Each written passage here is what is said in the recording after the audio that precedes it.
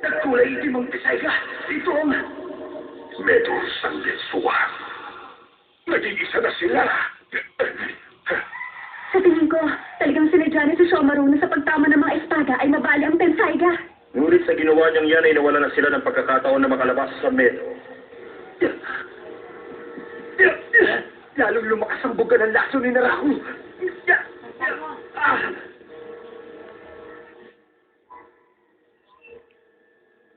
Ito na ang katapusan ninyo. Ngayong naglaho na ang lakas ng Yuketsu ni Inuyasha. Wala na kayong pag-asang magkapatid na makalaya pa sa Medo at makabalik sa mundo rito. Nagapi ka ng laso ni Narako. Yan ba'y dahil isa ka lang kalahating halimaw?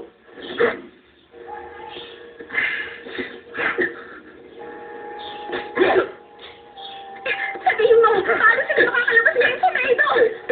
Sa kasamang palad ay wala nang paraan para makalabas sila. Ano sabi mo? Di maaari!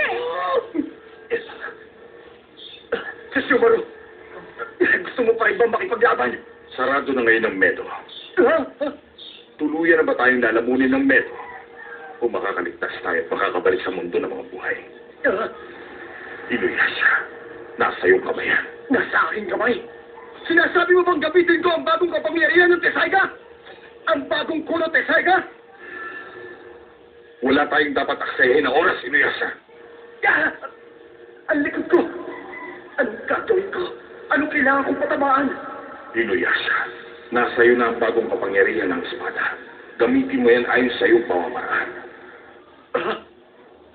Huwag kang pumayag na maglaho si Subaru! Hindi ako matatahimik kapag namatay ka matapos mong ibigay ang espada mo sa akin!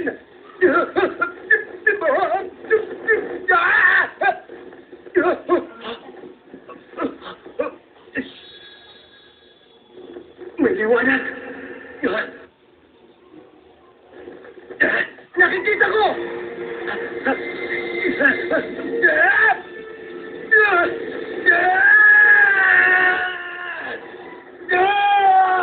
Bumukas ka!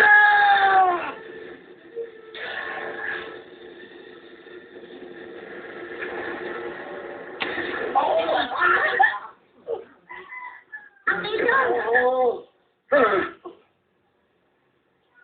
Yun ay... Inuyasha! Ano si Shomaru?